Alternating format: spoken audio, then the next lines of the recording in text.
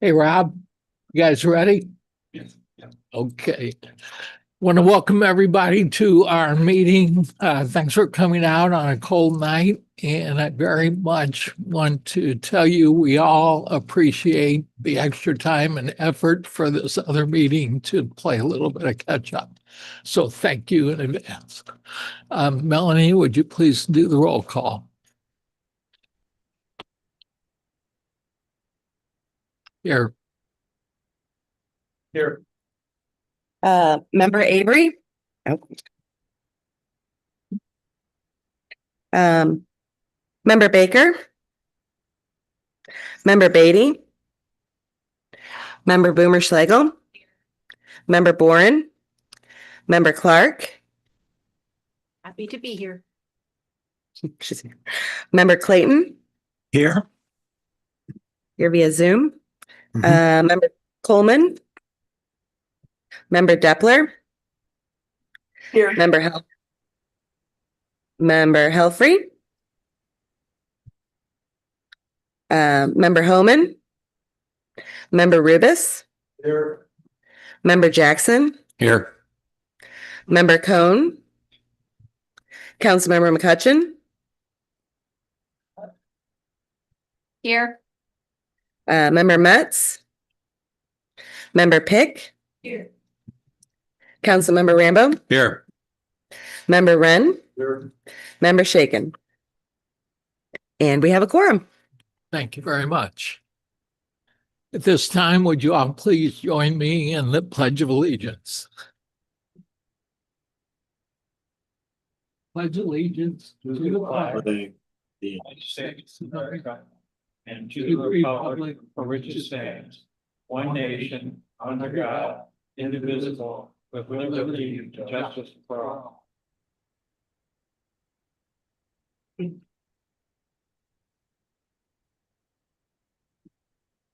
Approval of the minutes from last month. Any comments, recommendations to accept, and our changes, please?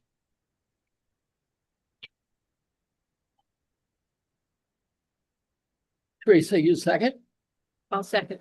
Okay. All in favor? Aye. Aye. Aye. Opposed? Thank you.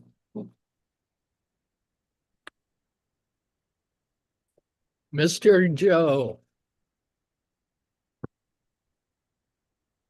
Thank you, Mr. Chair. Mr. Chair, members of the group, I'd like to add my thanks that Mr. Roughton provided at the start of the meeting for your attendance tonight. Obviously, I say it often, without you here, we can't do what we need to do, and what we're doing is very important to the city. I reemphasize always to a lot of people, the master plan was the first document the incorporators tackled after they became part of the city. And they worked very hard on it for 7 months. And as I've told you before at many of our meetings, I think we're doing a great job. The content that we've created, the changes that we've made, I think are very much in sync with what's going on in Wildwood, the region, as well as across the state and country. So thank you very much. Just to give you a couple of housekeeping items. First, we're back in the council chambers.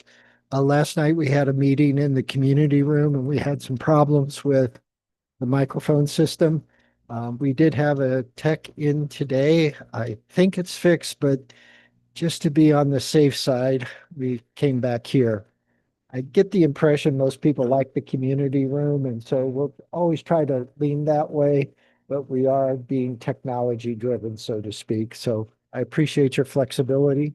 I understand the chairs are much more comfortable in here as well. So there are snacks on the table at the entry into the chambers. Please help yourself. Don't be bashful.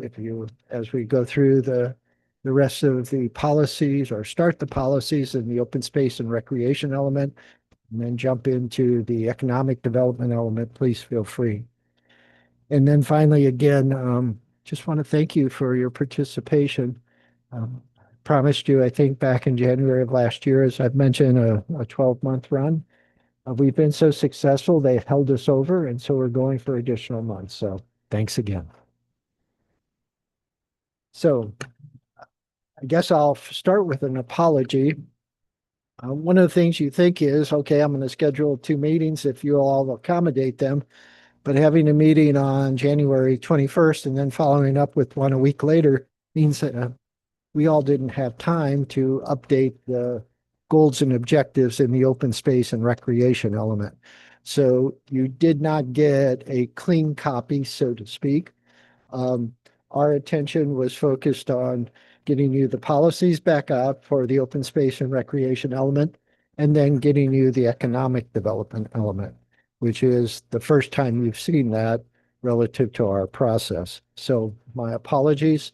By the time we get to the February meeting on the 10th, you'll have the updated open space and then any of the progress we make on the economic development as well.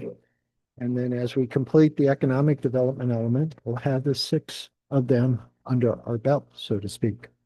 So that's the first thing. My apologies. Mr. Brown, who's on Zoom tonight, and I had a conversation after our last Wednesday's meeting, January 21st, and they are working on those definitions and road classifications that were discussed at our last meeting and requested. We thought we might be able to rush them through, but then we thought, let's do it right, because if they're satisfactory to you, they'll become part of the landscape here at the city of Wildwood. So they are being prepared, and we'll have them for you at the February 10th meeting when we get back together. The mapping, I'll apologize about that. Again, we wanted to get it out as quickly as we could. There was a couple of glitches on my end. We got you a couple of maps. I think we can get you probably a better roadmap as I think of it now. Destin Howard, who works in our Department of Public Works, has created, along with some assistance from Mr. Newberry, kind of a Wurdenberg map. So it's a single sheet, and it has the cross references, the grid to the street names and et cetera. So we'll try to get you something that maybe is a little easier to digest in terms of the streets. Remember, Mr. Brown likes to tell folks we have almost 360 miles of centerline roads that are under public maintenance. We have a whole lot of private streets. And then if you take into account all the things that go through our parks, there's a lot out there to look at. So the mapping for the purposes of tonight is what we got you. So you could have a reference point, but we'll build on that and get you something better as we go along. As I mentioned, we'll start with the policies and the open space and recreation element. And then if we are at a good starting point, we'll begin the economic development element. And I'll explain a couple of things there. So timing wise, at our last meeting, we were able to stop pretty much after the goals and objectives. So we'll start with policy 1 under open space and recreation. Encourage the purchase or donation of additional land for regional parks through a variety of traditional and innovative programs. Again, this is focused more so on those properties not owned by the city. But again, remember here, it was part of the original master plan. What the incorporators emphasized during much of the preparation in terms of the vote for the incorporation was St. Louis County wasn't protecting the boundaries of the state and county parks. They were letting development encroach right up to their boundary lines. And so the thought was we need to protect those. And obviously, the majority of the residents in the unincorporated area thought as well. And so we have a city. So policy 1.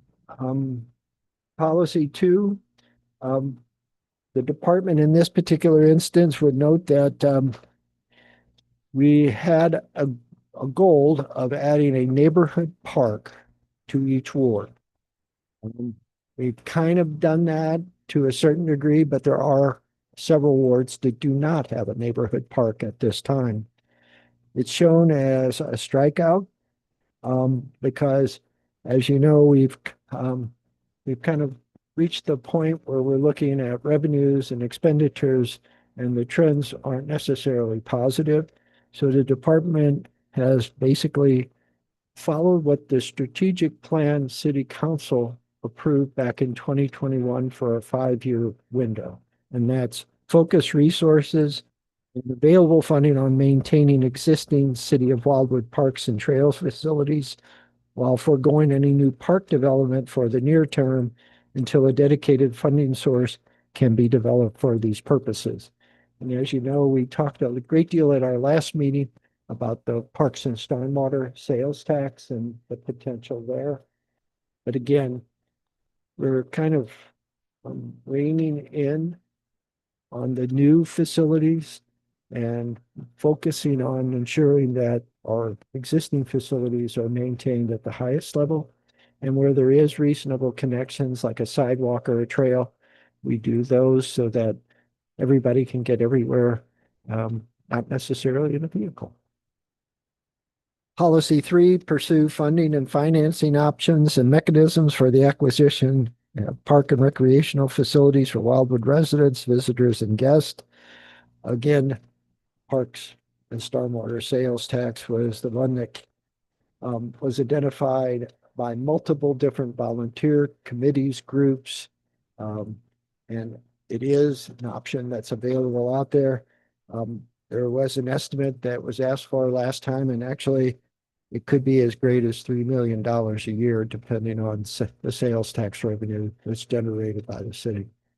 So obviously would change the complexion of what we do in the future of parks and recreation, open spaces in Wildwood. Number 4, encourage diversity. Yeah, and there is a strike through, so I'll read what the department has identified. Encourage diversity when improvements are considered within existing park facilities to be funded and built so that they complement other facilities situated within the city and surrounding communities. Design of these facilities should allow for the expansion and growth as demand changes.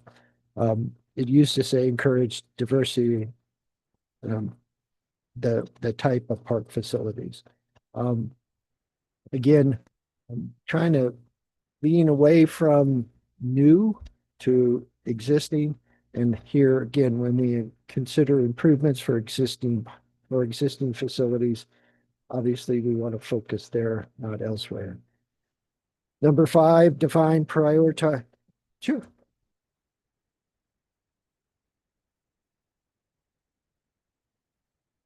Well, we are going toward that. As you know, we've talked a great deal about the Americans with Disability Act requirements. We've talked about all inclusiveness. We've talked about making things accessible to all populations.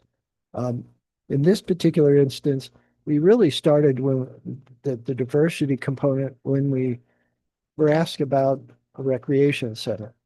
And we noted that, or I should say a swimming pool. We noted that like Chesterfield, Baldwin, Ellisville all have outdoor pools. Would it be more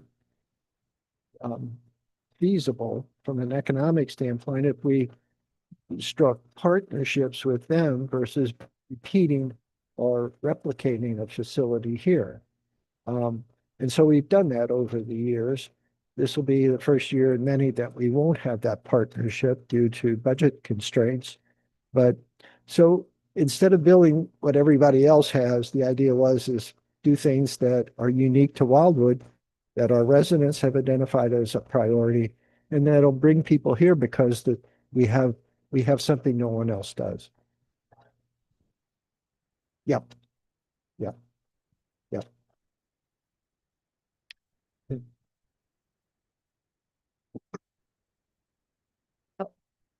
I'm totally confused. So are you just going to go down and read, are you reading the goals? And are you including the commentary? And then are we going to come back and recommend changes? I'm not sure what we're doing. I started with the policies. We did the goals and objectives at the last meeting, so the presentation started with 1. You can interrupt me anytime. I just kept going because there was no questions, but Chief Loyal asked one. So however you want to do it, it's at the chair's discretion. Okay. So I guess I didn't catch this last time, but on goals number 2, It says prudent fiscal constraints set forth by city council. Should we not leave city council out because we've got the strategic plan and the 5-year capital plan improvements? So should we leave city council out? It can certainly be struck. I think it was from the department.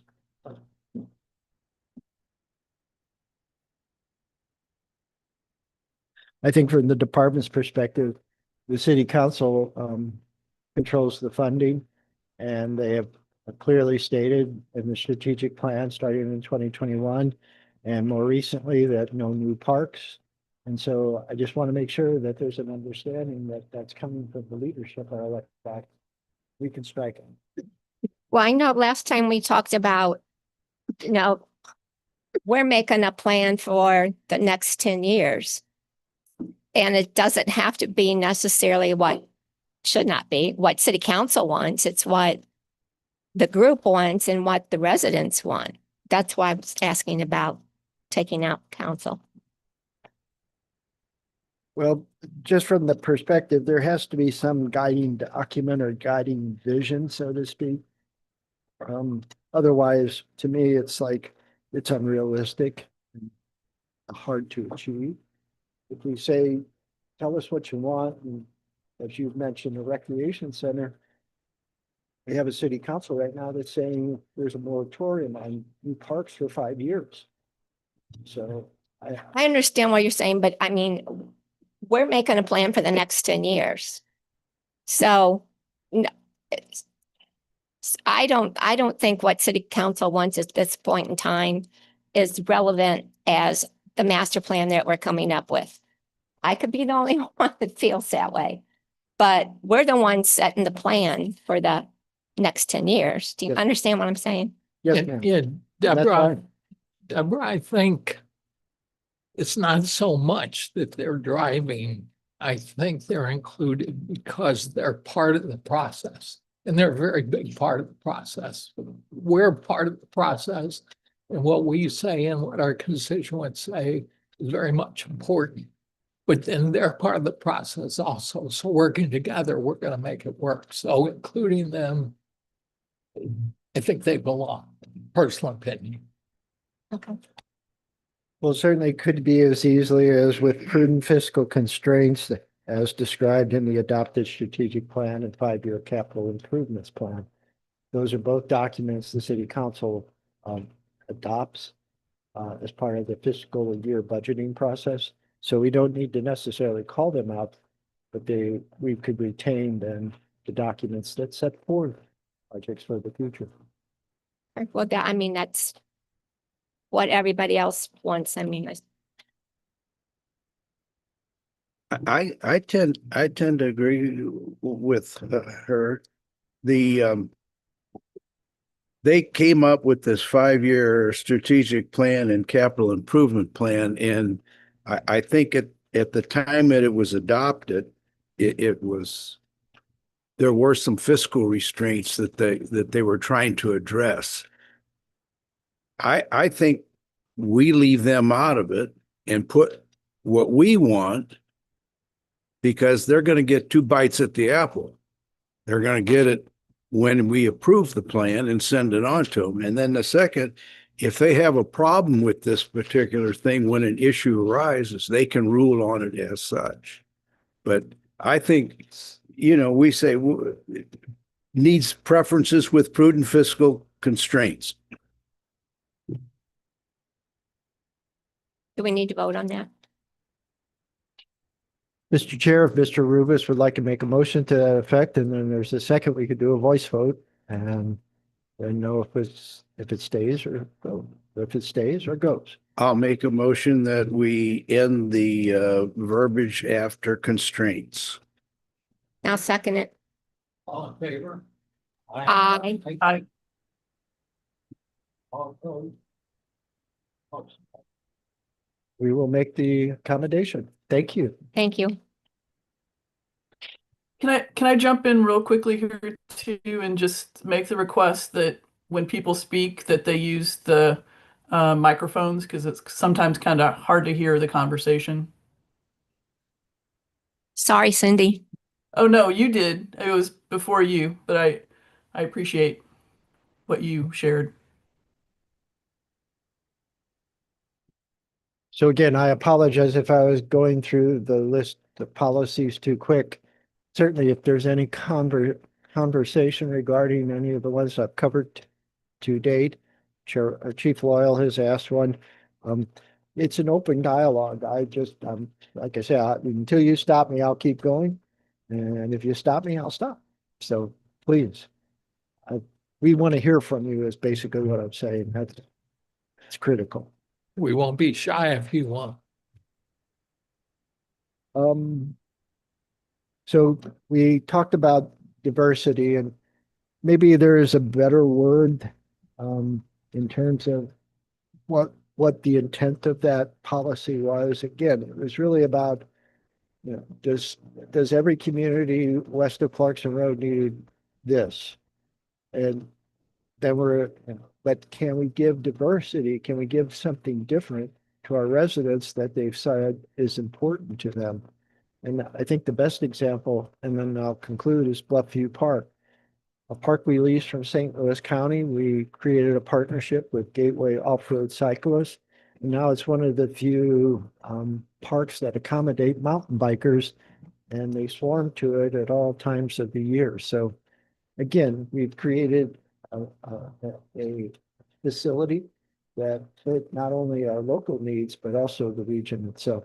Would variety work? Or uniqueness, or Yeah. I have a much better understanding what you're trying to accomplish once you explained it.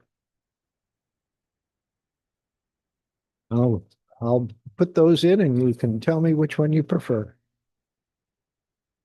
Number 5, define, prioritize, and select potential locations for acquisition or protection by other means of scenic vistas, pristine woodlands, diverse water features, prime agricultural lands, and properties whose acquisition would further such preservation within the city of Wildwood.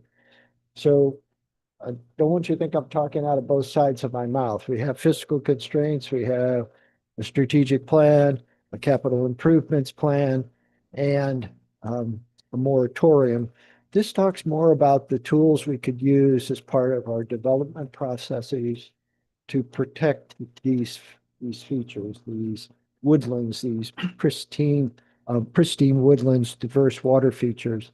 And so all of this isn't necessarily about purchasing and protecting through ownership. This is more about the regulation component. And there's mixed reviews on this.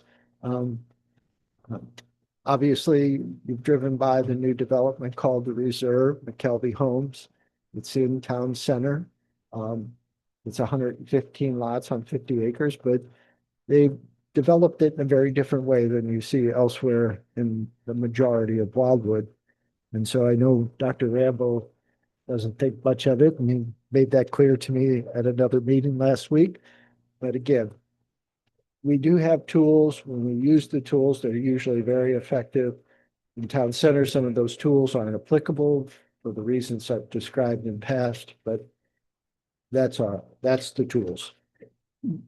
Within this, and maybe within this goal, or perhaps later, is there a way, does the city have a way to accommodate or facilitate the donation of these properties? So if I'm a massive landowner like Councilman Rambo out in the rural area and decide that that's my goal, is to facilitate the transfer, is there a process in place that allows that? Very much so. Okay. Very informal in the first years of the city. St. Louis County had purchased property with federal monies down in the Glencoe area after the 1993 flood. Their vision was not to have neighborhood parks anymore, to focus more on the larger facilities.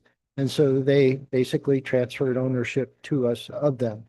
I use another example, Anniversary Park. That was a donation from the Shaw family. Tom Senior, Tom Junior, and John and Kathy. So Anniversary Park is actually 14 acres. We use about 1.5 acres of it. The rest is floodplain. and parts of Cox Creek. So we have that mechanism. In most instances, over the last, I'd say 10 years, the properties that we've added have all been through purchase. But generally speaking, the owners of the property have been very reasonable in the cost because they know that obviously it has limited potential for development in some instances because it is floodplain or it has this slope. But it has high value to us because it has, it's contiguous or adjoining our other facilities. Do you also have the ability to deny that or refuse it? You know, you think of a scenario where okay, we found something really bad, let's give this to the city.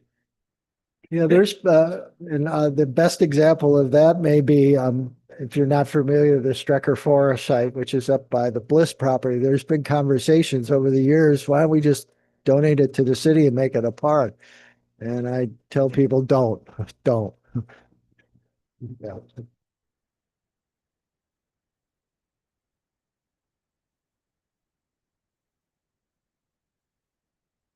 I have been told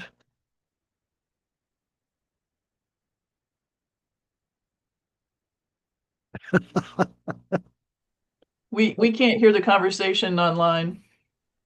I'm very sorry. Yeah, well, it was flippant anyway. So, but the answer is yes, there's fish in that pond, but the spillway system demands stabilization like right now.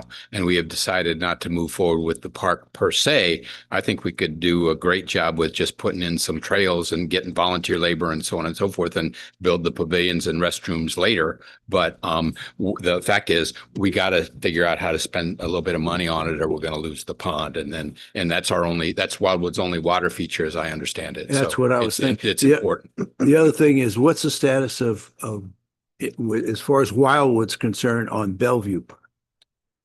But we still have the lease agreement with St. Louis County. If you're not familiar, there's a property called Bellevue Farms. It's near the Sherman community at the end of St. Paul Road and Hunt Street. It's 99 acres. We've had the lease with St. Louis County for probably 15 plus years. I'm kind of guessing, but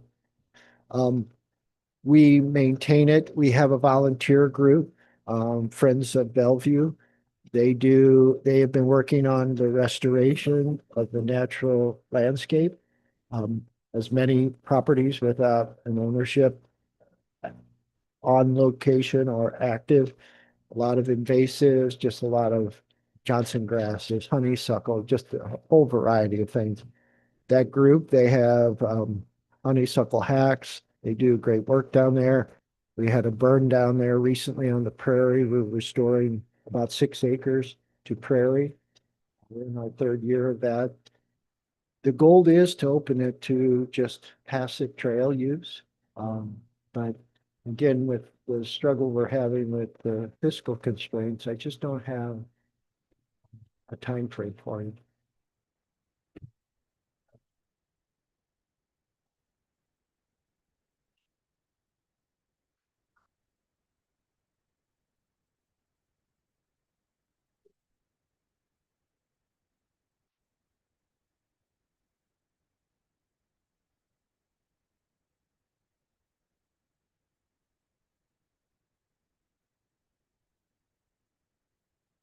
Let me find it first and then I'll go from there. Number 2 on page 3.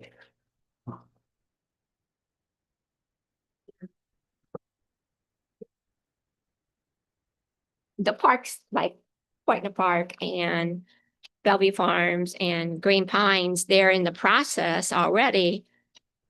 So they're not really new.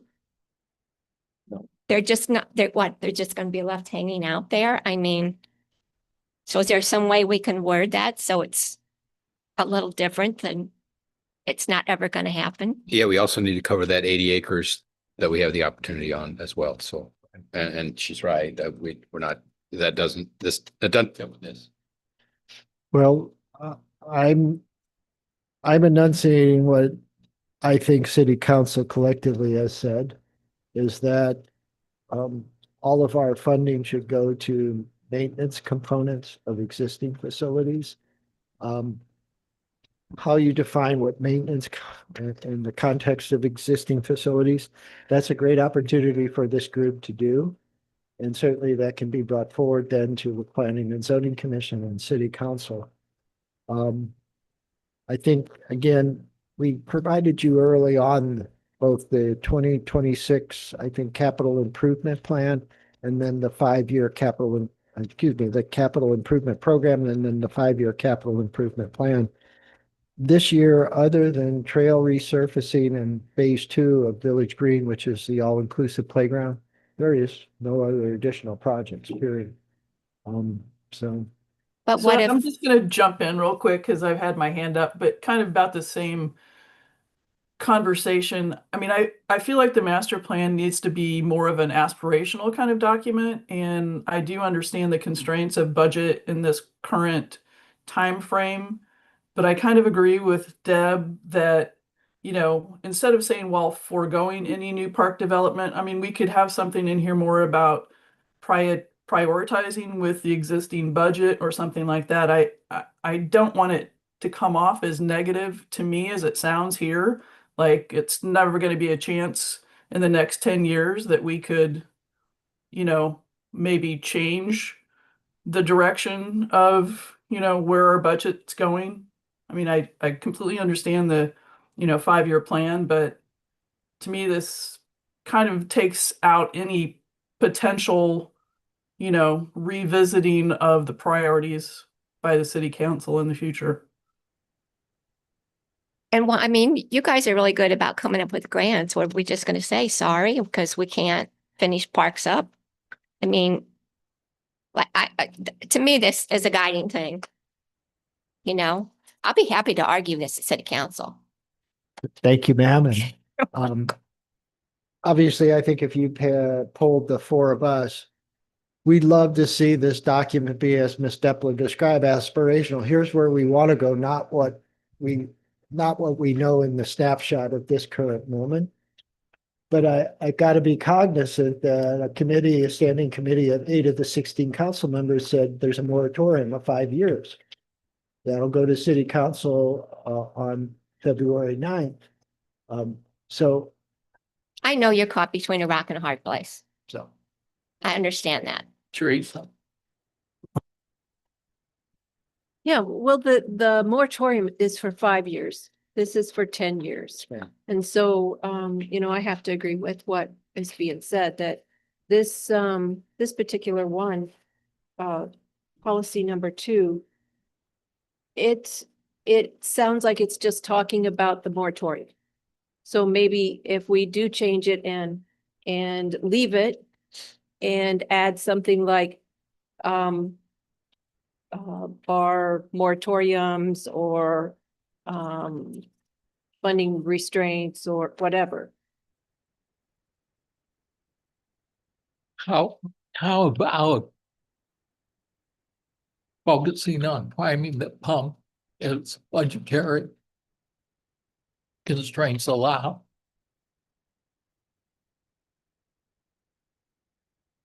So, and I'm not necessarily defending the department or the author of this particular disaster, which is policy 2, but stepping back for 5 years isn't going to make the situation better in year 6.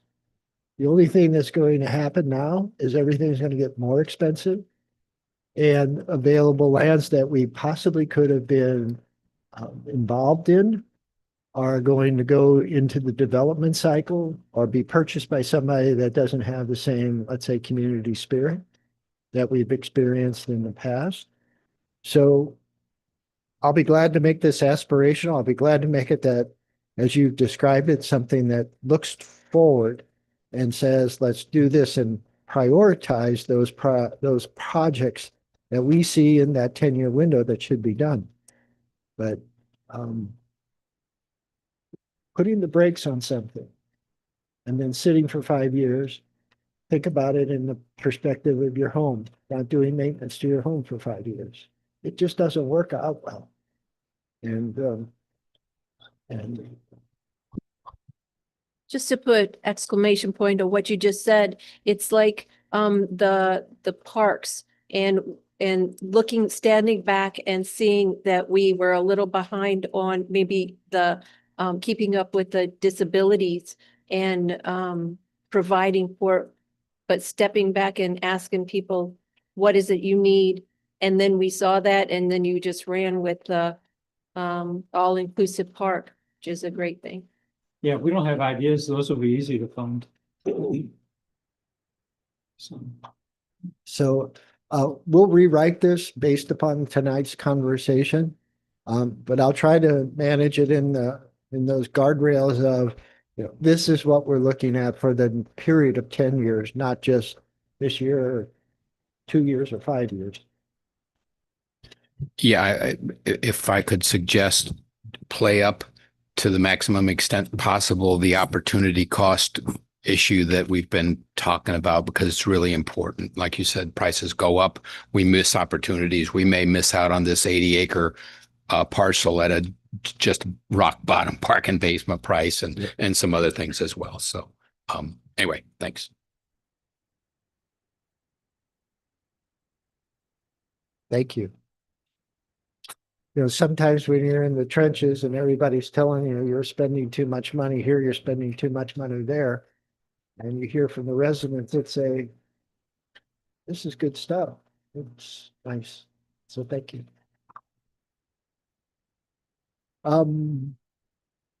Let's see. Talked about policy 5, just the tools of the development process that we have available to us to basically set aside public space, sometimes privately held, but within the context of a subdivision, a residential subdivision, or commercial development. We also have those tools that require development to build facilities for the public.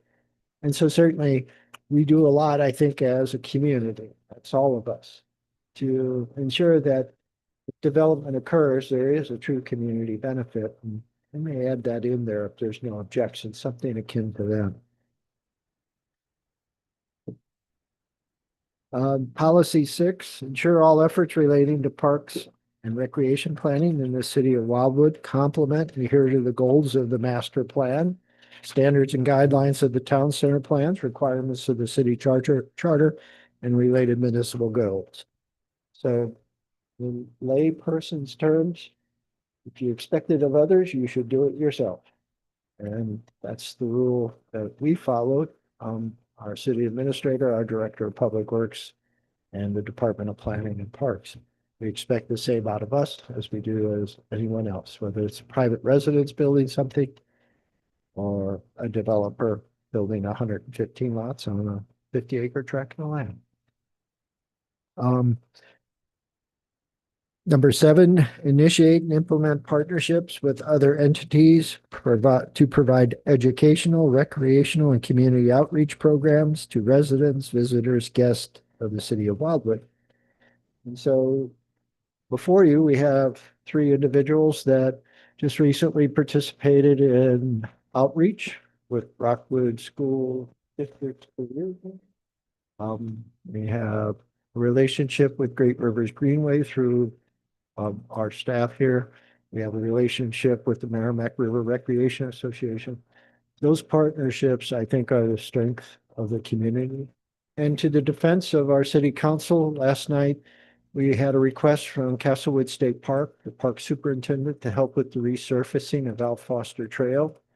They probably could do 90% of it, but they fell short about 10%. Our city council committee concurred. And we're going to help them. We're going to buy some more material, have it hauled in place, and then park staff from MDNR is going to be able to do the entire 2.5 mile stretch. So very good. So partnerships, and I think between public works, administration, and planning. Thank you. Yeah, would you consider adding onto that disabilities and maybe marketing? And also, would it be good to put in there not just residents, visitors, and guests, but staff and elected officials? Certainly, if there's no if there are any comments from the other group members, but I think those are very good additions. If we're discussing additions, since I see number 8 as being struck out potentially, I mean, if we could add, educational, cultural, recreational, just to have that as another aspirational goal, since, some of the arts and cultural events were great in the past. And, just with other partnerships, maybe we could still retain some of them. Certainly, I'd be very much glad to do that if the group concurs.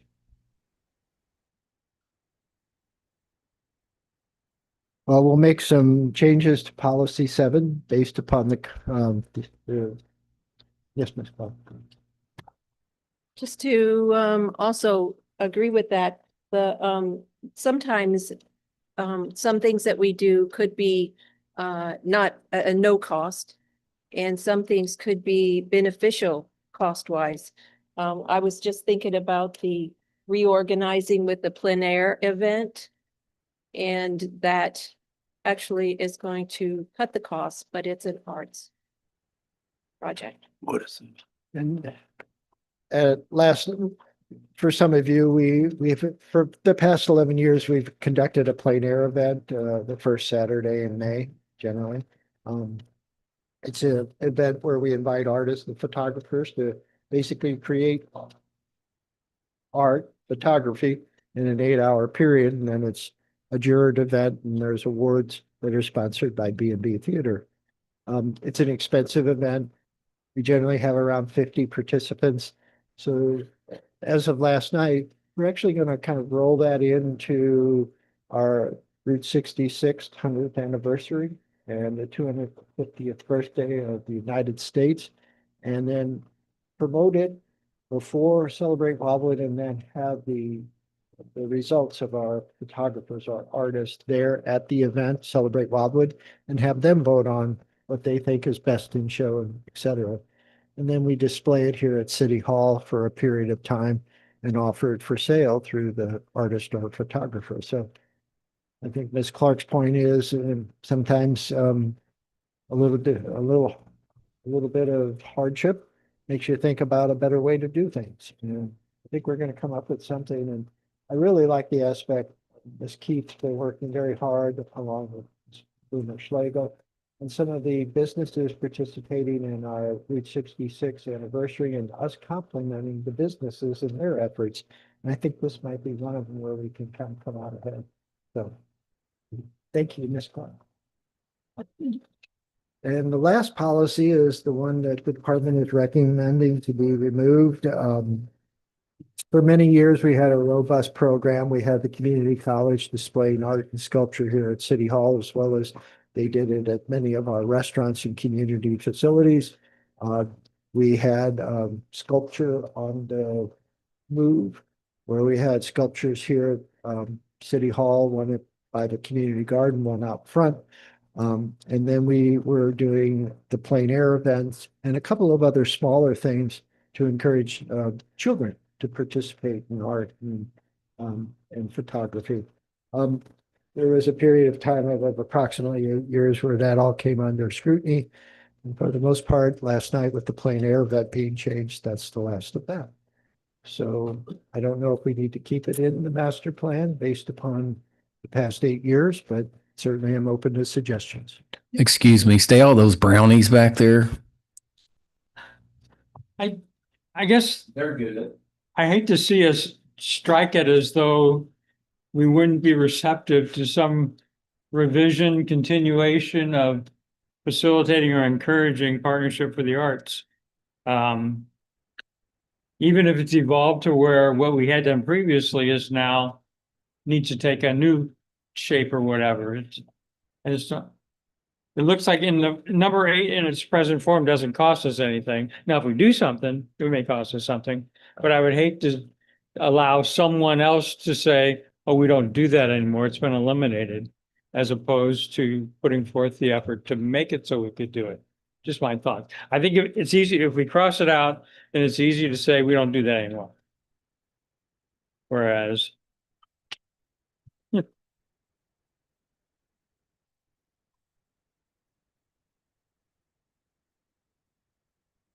I think that's a very reasonable statement.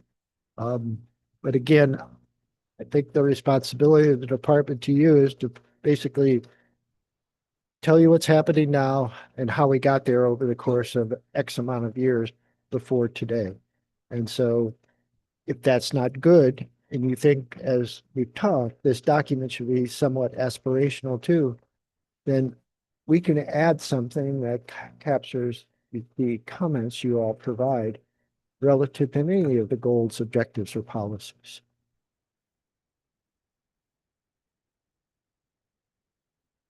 Yeah, it just, I mean, you can consider combining it with number 7. I think that was Cindy's point. But I really hate to slam the door, as has already been said, on potentially free or really inexpensive things to enrich the community and the program with the community college. That was great. It was, there were cool pictures in there all the time, and things like that. They don't really cost much. And, if we leave the door open, every year we can call the community college and say, hey, you want to share some art? If nothing else, it just makes sense to leave it in there. So I suppose, yeah. Well, and just to kind of give you a current example, so maybe I took again more of a draconian approach to this particular one because I've watched it be pulled apart over the course of 8+ years.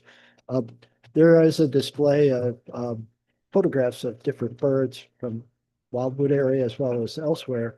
That's a gentleman that's participated in our plein air event for many years. He always does birds photographs. He's been a winner of honorable mention and not best in show, but I think second runner up. And so he offered to basically provide that display out there, and we jumped at the opportunity to add some color to the atrium area as you come into City Hall. So we can do things like that, and I think those are positives, but you're here to tell us if you think the same. Yeah. There's a lot of talented artists in Wildwood. In fact, I think we probably draw a lot of them with a diverse ecosystem we have. How robust is art sales like from City Hall here? I mean, I see some beautiful photographs, paintings and things like that. Well, what we've done over the years, as you know, we used to send a calendar to all of our residents, and technology kind of doomed that with everybody having a smartphone and calendar that they can carry.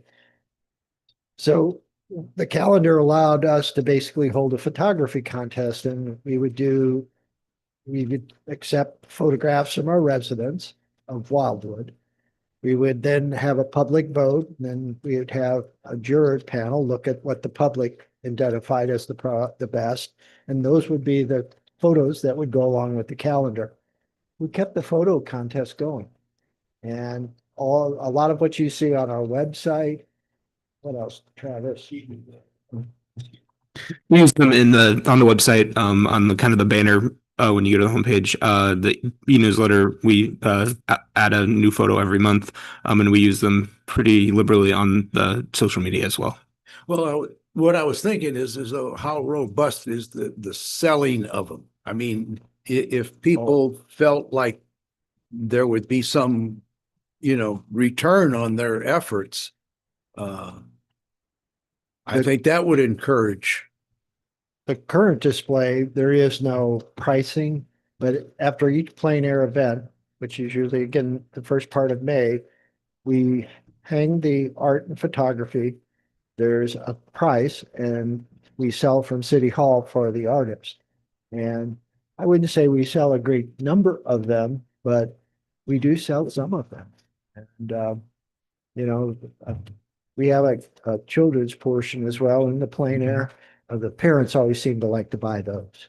Yes. What about the public spaces in City Hall just being essentially a gallery for a set amount of time?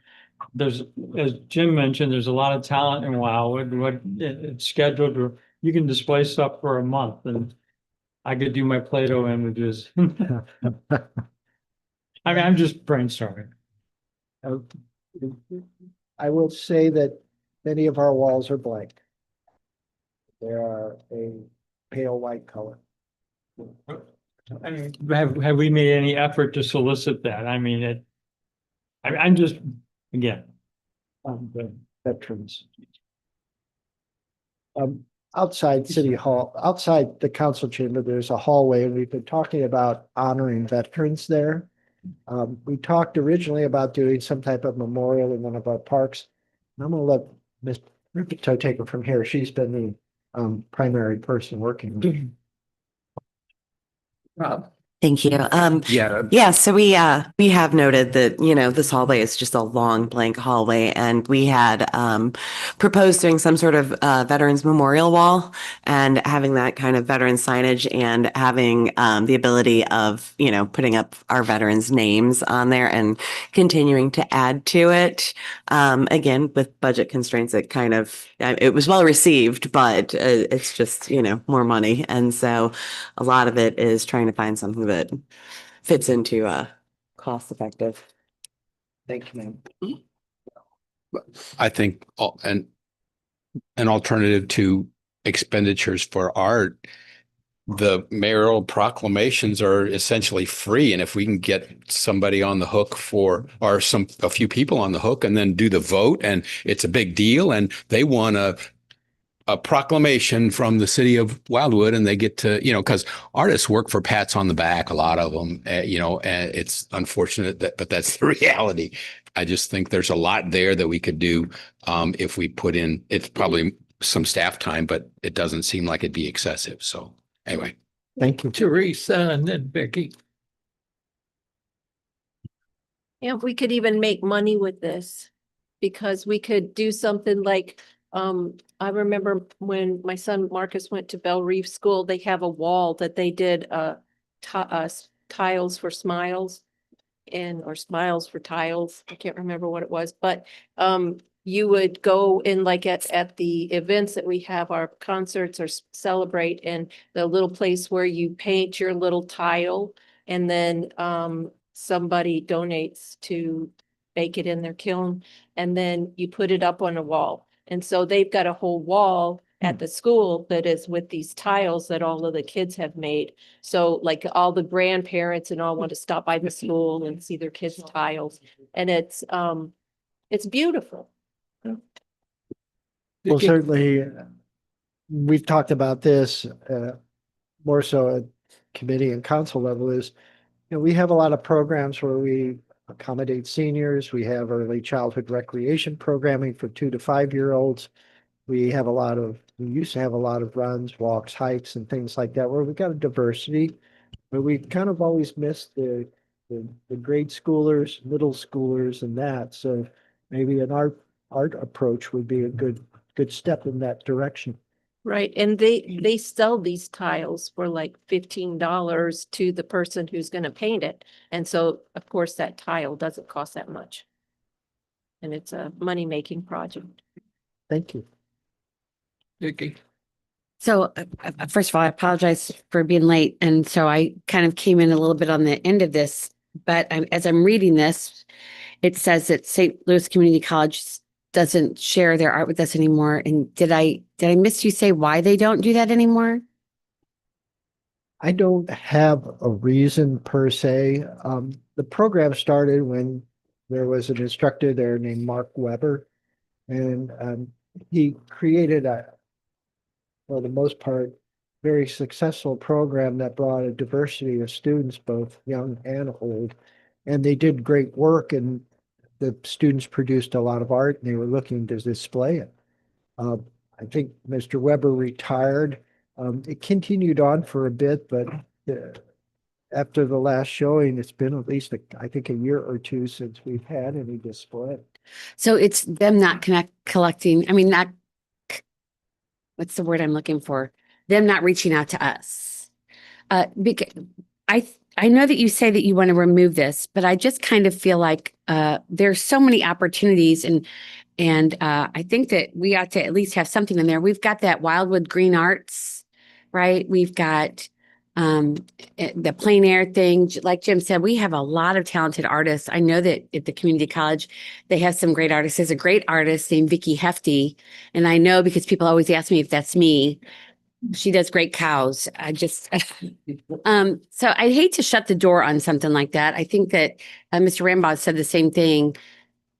If there's a way that we can leave something in there that maybe right now this isn't happening, but at some point in time it might. And I also am aware that if it happens, that you all have to pretty much do the work and you're spread awfully thin. I do understand that. So. But some of these are labors of love. So let's look at it from the perspective, is it good for the community? And then we'll figure it out from staffing. Okay, thanks. Since we're talking ideas, there's a Wildwood residence that had a business in Eureka called Art Dog. My wife and her friends, it was a self-sustaining business. And they'd go in, the artists would teach people how to paint and get things set up for them. The only reason she stepped away is because I think her husband told me her knee, she just could not do it anymore, but it was self-sustaining. They're Wildwood residents. Maybe she could teach how to get something and have something at City Hall. But my wife and her friends would go, and several people would go, and they would paint their pets. They would had different things that they did. But since we have so many artists, you could have a different artist every month and have people could come in. You have one for kids or whatever. Since we're whiteboarding here, you've got someone here that can teach you how to do it. And maybe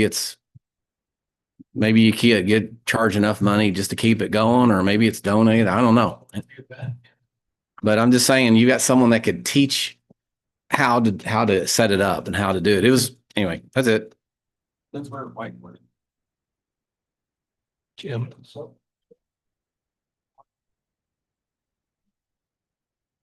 Something like that, you might be able to partner with the YMCA or something and have art class. Maybe they have art classes now. I mean, they got it. Rebecca. I'm not sure if this is on. Can you guys hear me okay? Great. The YMCA does have art classes, and what's really great is they're looking to expand their adaptive programs. And they currently have a teacher at the Y that teaches an adaptive art class. I actually went a couple of weeks ago, so that would be really a wonderful opportunity to integrate some adaptive programs that are offered. What is an adaptive art program? I'm sorry, I don't know. Sorry. They have people with disabilities. And the teacher, it's really amazing. And they're all at different levels. And the class that I had the privilege of sitting in on, they were doing Christmas trees. And they had young adults from, in wheelchairs to young persons with Down syndrome. So it was really cool. Vince. I would like to make a motion that number 8 be retained, but revised, perhaps reflecting our discussions this evening to perhaps modernize it for the forthcoming plan. I'll second. All in favor? Aye. Aye. Opposed? Motion passes. Thank you. As you can see, we reached policy 8, which is the last that is in the current master plan. The department did not add any new policies, so this is the time. Deborah. So we talked about the recreation center, but I didn't see it in here anywhere. Is that because you just didn't have time? No, actually, I was hoping you'd bring it up so we could discuss it, see if it's included or not. Okay. Obviously, from my perspective, I'm getting rid of arts and culture, adding a recreation center at a $12 million cost. I think that ought to come from somebody else. Okay, I'll be happy. I mean, there's a couple reasons I think we should have a recreation center. But if you notice the teens and the tweens, they're kind of hanging around up here, and one is not really safe. I think we try to do something for all age groups. That's an age group that we're missing. I think would also be an economic development driver. The kids could go in there, they could do, volleyball, whatever. They could have a meeting room there. The junior college and the schools will not let you use their meeting rooms anymore for anything. So that would be a good place to have a meeting room. We don't have room up here. There, we could maybe even ask somebody like Taco Bell or something like that if they could put a food kiosk in there. We could do our child development information in there. We could do our senior programming in there. And yes, I know it's a lot of money, but I think it could be a lot of things. And I think it would be educational. I think it would be beneficial to our young people and even our older people.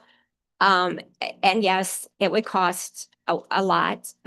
And yes, we would have to maybe get ground somewhere for it. And I'm not saying let's do it next fiscal year, but I think it's something that we can aspire to.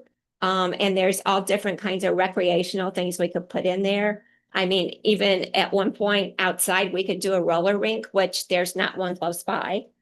So I think you get really creative, but I think it would be beneficial to everyone in the city of Wildwood. And if anybody has any questions on my thoughts, that's fine, or jump in.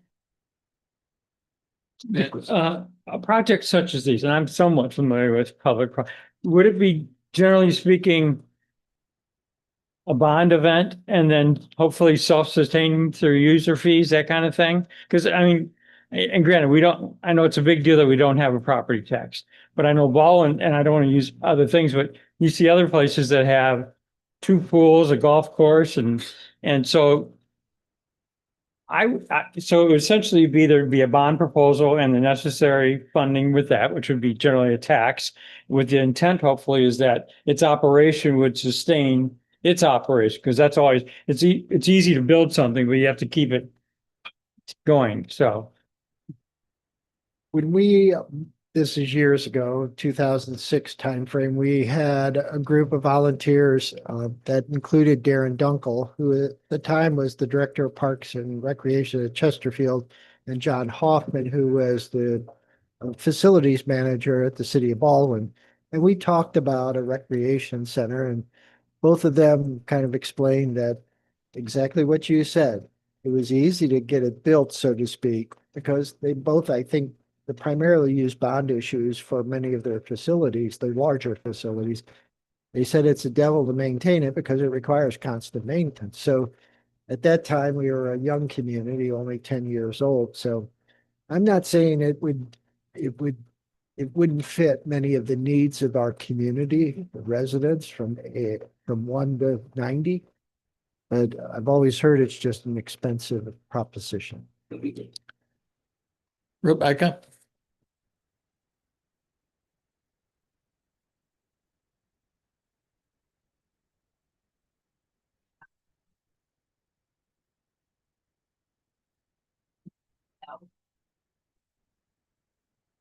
Community garden would be amazing to be able to add to it, but we already have an amazing facility. And if we're looking at cost, I think collaborating with the current YMCA might be a viable option to get something done sooner rather than later. And in 2006, we looked at that. In fact, the executive director of this particular branch, the Wildwood Family YMCA, Mike Gavasto, came and presented. They were seeking approximately $1 million from the city in some fashion or form. We actually included it in the report. It got pulled out by city council. And the example they used is Maryland Heights and the YMCA share a facility, as I recall, or something akin to that. At least that's the one they referenced.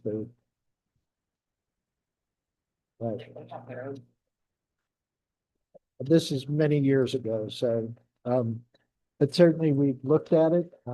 We can certainly go back if you want to make it something akin. We have the partnership policy. We could look at it from that perspective.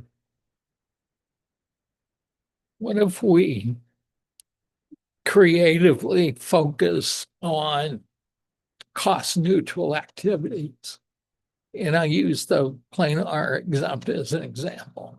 We're going to possibly have an art show. and we end up giving prizes. But it also costs money to do all of that. But we could do the same event, possibly charge admission. Not saying it would work, but we could.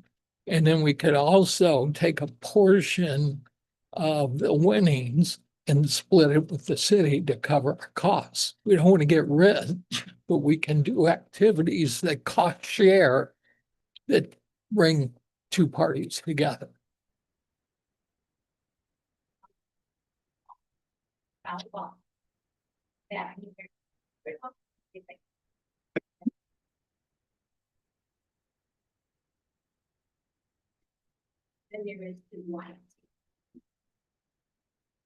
You know, I think your idea is good in that it allows for those small operations to continue to be facilitated, but I would agree with Deborah, and I think we need to have a line item. In the survey we took at the beginning of this process, we had numerous people indicate to us that they needed a central gathering facility. So I think we should make it one of our objectives too. And if it requires taxes, which everything does, then that's what we put before I mean, they require funding. Yeah, exactly. How bad do you want it? But if we don't, trust me, if we say we're going to include it in this other sharing thing, it will never get talked about it. But I think it needs to be an individual line item that within 10 years, we should have in place or close to in place a recreational facility for the citizens of Wildwood. Yeah. At least resident for avenue for investigation. Yeah. The other half was less than. The other half is my age. Quite a recreation. I think we need to make. Otherwise, I don't think independent. That's the real goal of this podcast. Just to dream. So I would make a motion that we include within our, whether it be goals, objectives, or policies, to facilitate a community recreation center. And I don't know what the form of it's going to be or whatever, for the citizens of Wildwood. It'd be new 5. Okay, new 5 goal. We'll figure out if the motion is approved, if the motion is seconded and approved, we'll figure out where it goes. Okay. Let's have a little bit more discussion, April. I just had a few questions on clarification. In my mind, when I think rec center, I am thinking, like what Eureka has, what Maryland Heights has. It is a lot of what the YMCA has: the pools, the gyms, the programs. What am I thinking of? Like the yoga classes and all those kind of coordinated things. So I guess my first question would be, what specifically is it different that we're looking for? Or is it going to be a recreation center that's going to include those same things? Or are you looking for different things? Are you looking for more of a facility that has lots of activities? Like, I'm blanking on the name of it, but what's the social place down the road in Ellisville that's got all the different activities? Dogwood Social. So I just like clarification on what it is you guys are actually, are we talking about a traditional recreation center with a pool and a gym and all the classes? And if so, to your point about getting the kids out of the town center and giving them a place to go, totally agree. I mentioned that in our business meeting last week with the city, but the kids who come into the plaza are the kids who are not driving. And so if that rec center is not able to be, in my opinion, this is just my observance, if it's not able to be in a close proximity enough to town center that it is walkable, I still don't think that's going to make a difference as far as the activity we see in town center with the walking and the scooters and people in Panera and Breadco and just all of that. So not opposed to leaving it in this. I mean, it's not that it's a bad idea. I guess there's so many, and then there's a fee involved. So in addition to building it, taxes are not great, but then you have to staff it. Seems like we have a staffing issue All the above out of here, out true. This far anywhere. And then you have to have membership fees and, all the things. So anyway, just have lots of questions in my head. Is if we don't put it in here, it won't get done. Sure. Don't we have town and room in community park? Well, We have the 5.5 acre Great Meadow, and certainly that's an option. I have I have a place in mind that I think. Okay, so there's ideas, okay. Well, so in answer to your question, if I am understanding, it seems to me that they're looking actually like for meeting rooms that you don't have at the YMCA. Now, I will be honest with you, my kids are grown and it's been a long time since I've tried to go to the YMCA. I did try to go there when my kids were younger. And every time I went there, all the machines were full or the programs were full. And so I don't think it was quite big enough for us at that time. That might have changed. I mean, it's been a good many years. But it would be nice to have a meeting room place where kids could go to do things or groups could go to have meetings or whatnot. And maybe basketball courts, like a gymnasium type of thing would be good. And if maybe we could look at something that's already existing, like maybe if one of those churches over there is for sale and or that isn't there some land on the backside of this apartment place that's going in? I mean, there are places, right, that we could look at or repurpose. Well, Ms. Boomer Slagle identified the 4 acres immediately south of the YMCA. That would be a natural kind of location to create that partnership or Right. interaction. And the other is the 4.5 acres that's on this corner of Manchester Road and Taylor Road, just south of the new apartment complex. It's a walkable area. It's Right. a higher density subdivision. And so there's opportunities, I think, out there. But yet, again, there's a cost. Right. And one of the things there is a fee that you probably have to do management thing, or membership thing. But if you wanted to rent a room, I don't know that where you can do that. A lot of places, it's pretty hard. I know that when there's an HOA meeting that they're running all over the place trying to find some place to have meetings. So I don't know that the need's there or not, but I also agree with Vince that if we don't put it in, it won't get done. So thank you. It just seems like reading between the lines. Is there going to be some sort of tax or funding in the language? Because I'm just saying that goes over real well with city council and things that adding taxes. Are we going to talk about like how we could look at funding it, like grant programs, all this other stuff? Well, so from the perspective of the department, we've already talked about the parks and stormwater tax. And the most recent estimate that it could generate up to $3 million.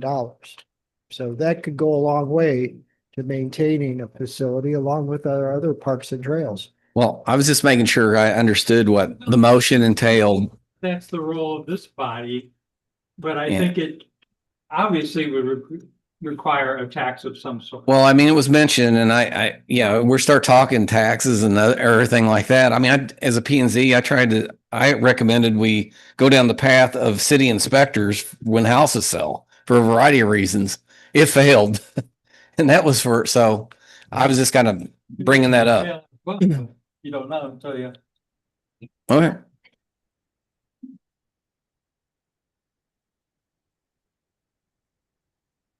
It's not for us to do, it's just for us to say, this is something that our residents ask for in the survey, something you're reaching might be good for our city, and that's what's in there.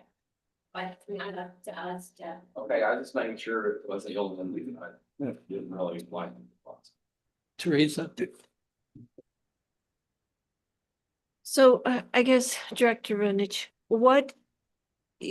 I'm leaning on the other side. Sorry, Devin. But I don't feel that we have that kind of a budget or the staffing that we need to get into looking at it and to maintain it. It's just a lot of money and our budget is very limited. So yeah, there's other ways to get things funded, but we have problems getting funds for the parks as it is now. So I guess, is this attainable? Is this an attainable goal? Because to me, I see it as not an attainable goal with the projects we have on the strategic plan now. The top prioritized ones, the 5-year capital improvements. projects as we are now? Do we look forward and say we're going to have a lot more staff by the end of 10 years? Is it attainable? Rob?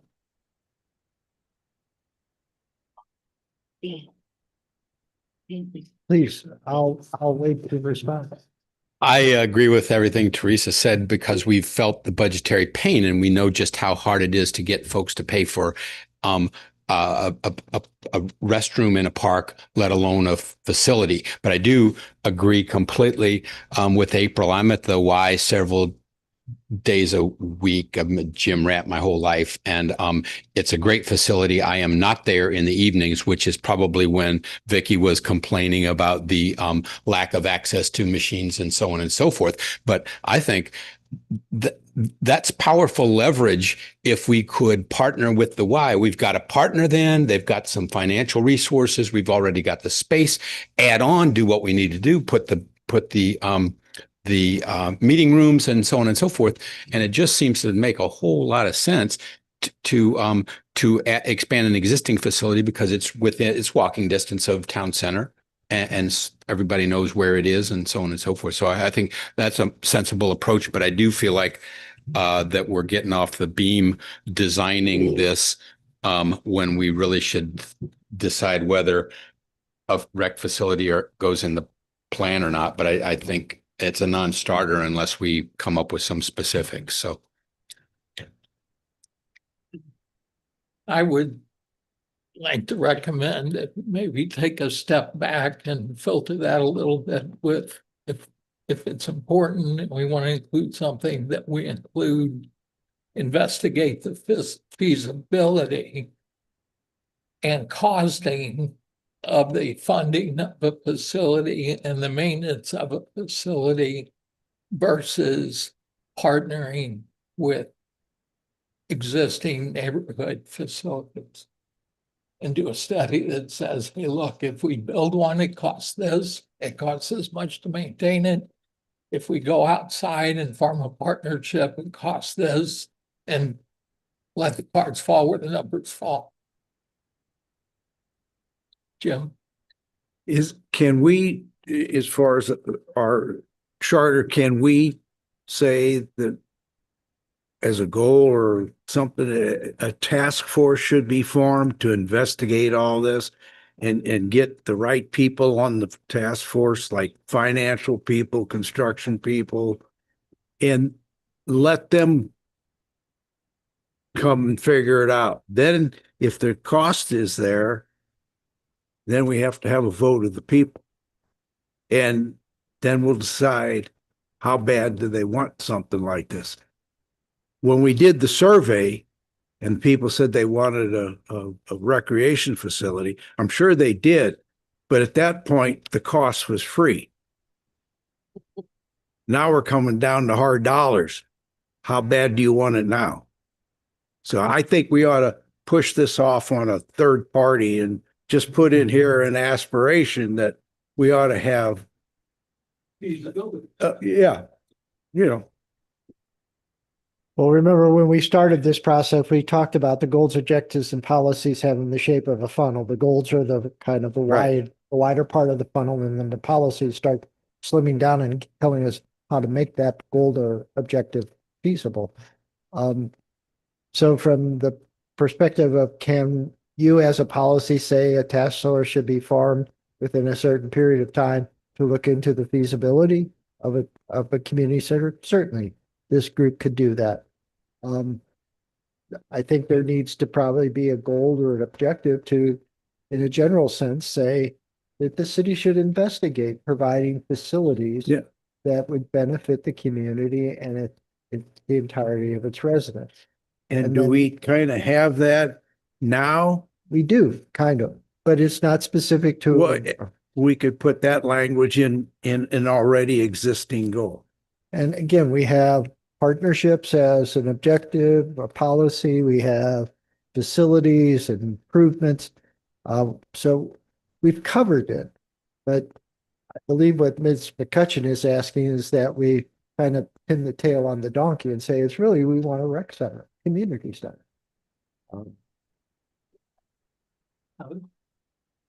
I used to live in Maryland Heights years ago, and they do have a YMCA, and they have an amazing community center, which I love.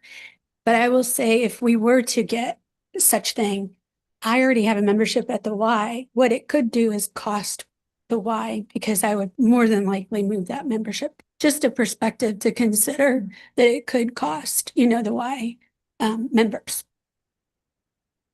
I say this partially tongue in cheek, but maybe one of the policies should be that we pursue riverboat gambling along our frontage on the Missouri River. With Maryland Heights, they have all of that because there are casinos. So It would have to be in the industrial portion of the city. of course. Yeah. So, I mean, what was it? 5 years, 10 years ago, we didn't have Village Green. How long did we talk about that? And it was in the 2016 master plan. I don't think it's our job to say yes or no, and this is what it should be. I think our job is to name it as a possibility.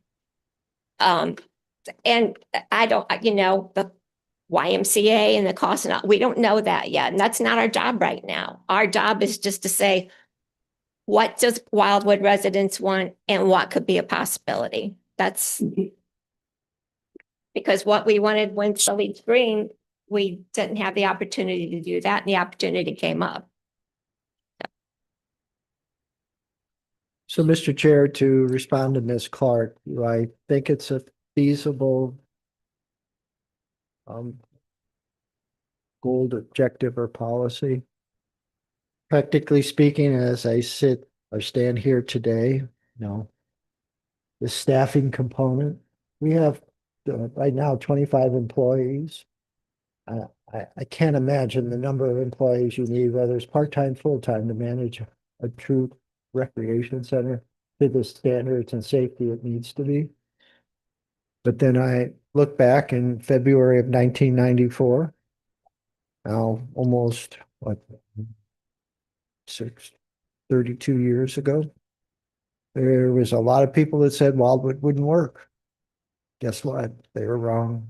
I could be wrong. It could be very feasible. So the only way to find out is for you as a group to say you want something, either a partnership with an existing facility or our own facility, where the community can gather, where kids of all ages, all abilities can play, and where people can meet, have an opportunity to form community, that kind of thing. So I guess my pitch would be, if feasibility is the general criteria, we all wouldn't be sitting in City Hall tonight.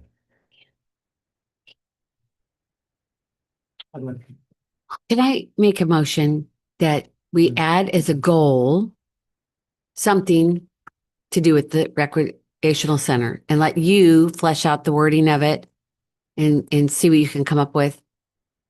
But to have a goal specifically for that, and whatever that looks like, whether it's sharing a facility or creating our own, that a goal would be to provide the citizens of Wildwood with some sort of recreational, that's up here, and then you guys can kind of figure out how it works from there. I think that I think everybody here has had very good input, and I don't think that it right now is feasible physically, but I think that it's a good idea. People asked for it. We should just put it in. So that's my motion. Okay. You agree with that? Intersect with this. Yeah. You disagree? No, I got a question.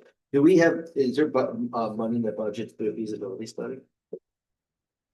Certainly, if ultimately this master plan is adopted by you as the authors, and it goes through the process, and there's something in there about the community center, rec center, yes, we'll basically plan it out in the budget for either 2027 or 2028.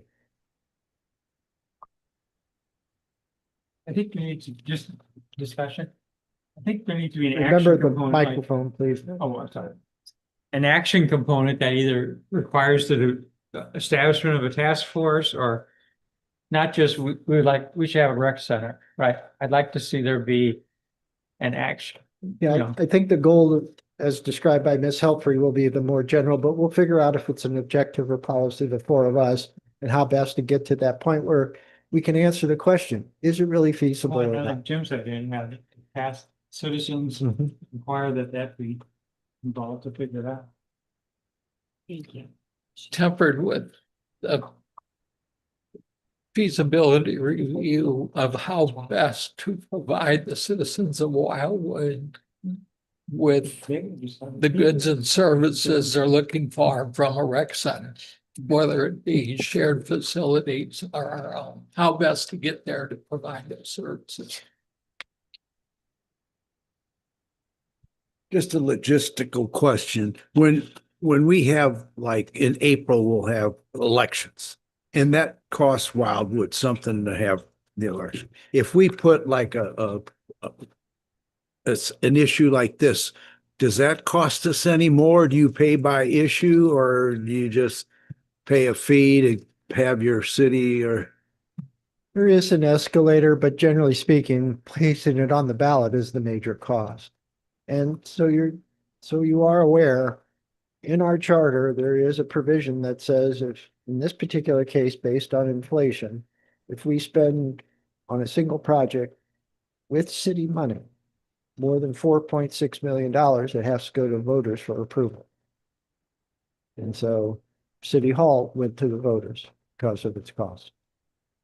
So regardless, no matter what the goal objective of policy is and how the feasibility study of the, under the guidance of the task force, if it all comes out positive, the voters get the last word.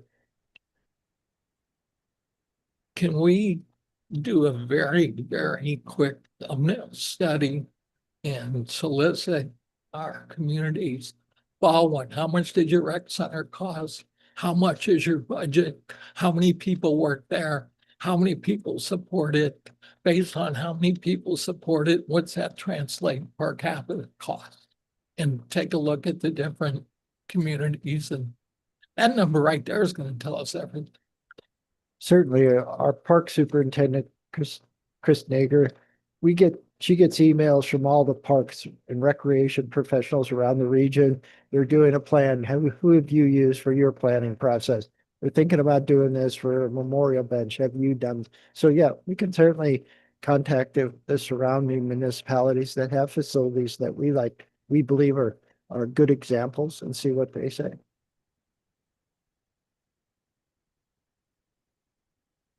Mr. Benish, could you read the motion to me? Because I'm not sure exactly what it is now. I've heard too many things going on.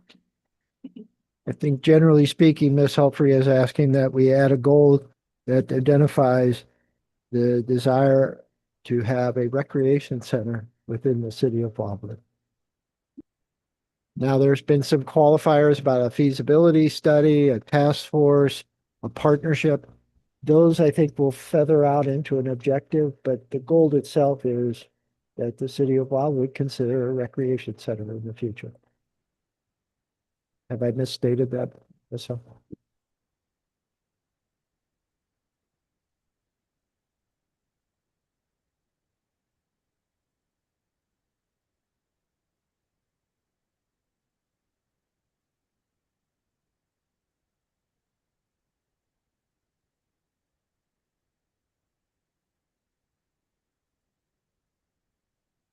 That's a big difference, including and or shared facility. Okay. I think that needs to be included. And then you're going to get a different vote if we vote that way. So Ms. Clark will have an and/or in there, whether it's a standalone facility on the ownership of the city or a partnership with another provider. Yeah, real quickly, but the issue of cannibalization of existing facilities came up. That's an important element of your study, and also the services that are currently provided in a given community versus the ones that we think are missing. That needs to go in your analysis as well. And I know you guys will cover it anyway, but I wanted to mention that. That's why I said put and or in there. Yeah, right. No, I know. Right. This pick was correct. when we met years ago with the Wildwood Family YMCA, their executive director here for this branch, when Lifetime Fitness opened, they saw a dip. It's rebounded over the course of time, but it's taken time. So I don't think there's any part of any of our elected officials, appointed officials that wants to do harm to another facility. And so, yes, there's a lot of steps in the process, but I can assure you, we'll be cognizant that obviously we don't want to put somebody out of business, so to speak. Cindy, are you still out there? I am. You there, Cindy? I am. Can you hear me? Yeah, I can now. Sorry we missed your hand. Do you have any other input? You've been out there kind of quiet. Just been listening to the conversation and waiting for the final version of what we're going to vote on. Okay, Thank you for checking in. I appreciate it. sure. Okay, all in favor of the motion to either develop our own or develop a shared facility relationship, all in favor, say aye. Aye. Aye. All opposed? Nay. One down. The motion passes. So again, we have a new goal. We'll probably have an objective or policy that is associated with it that will be new as you see it in the next version in February. Any others that come to mind in terms of this particular element, open space and recreation? Very good discussion. Economic development. This is the sixth of six elements. So it's the proverbial, we're on the home stretch, there's light at the end of the tunnel, et cetera, et cetera. This particular element is a little different than the others that you received for first consideration. The city administrator staffs the Economic Development Committee, which is the third standing committee of city council. We have planning and parks, administration, public works, and economic development. That group was kind enough to put together some of their review of the element and suggested revisions, changes, confirmations, etc. So as I say, different than what you've seen previously, there is a third column now, and that's from the Economic Development Committee members and their review of the goals, objectives, and policies. This is how it was ultimately presented back to the committee after their submittals. And so I did not edit this. This is their responses. So again, just kind of context, we have some additional information to help us in our discussion. So first, excuse me. The first goal is continue to designate and promote town center as the city's core commercial and business area for development. Mayor Garitano has a great approach to this. He likes to explain that town center is 2% of the overall land area of the city of Wildwood, about 800 acres. It is also the area where we focus our higher density residential development and commercial utilization.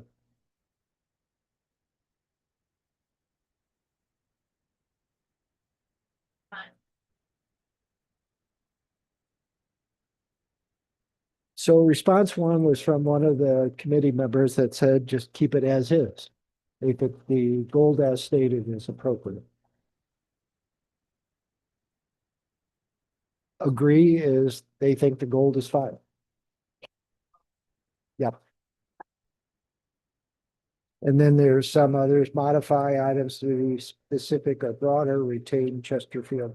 So there's like I say, it's the collective input of the committee that farms economic development.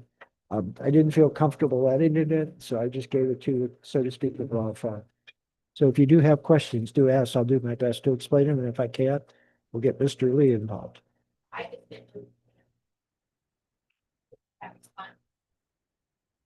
The question was, is what do you think of the goal? What do you think of the objective? What do you think of the policy?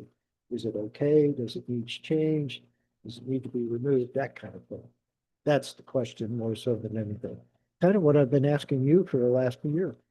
What do you think? Teresa. Thank you.